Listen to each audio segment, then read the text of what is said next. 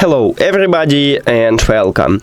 In this video I'm going to show you how to install and set up the application for your Earbuds SOUNDCORE C40i on your Android device.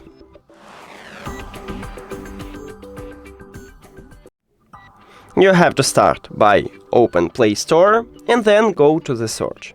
Click at the search line at the top and write SOUNDCORE. Now search. And you should install this application.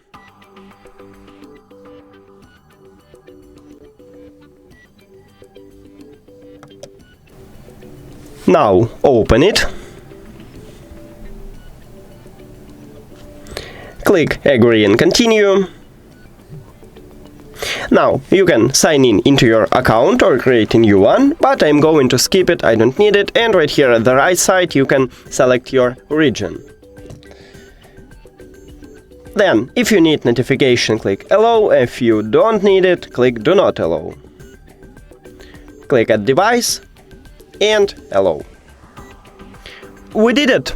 Thank you for watching this video. If you found it helpful, please consider subscribing to the channel and leave the like on the video. See you later!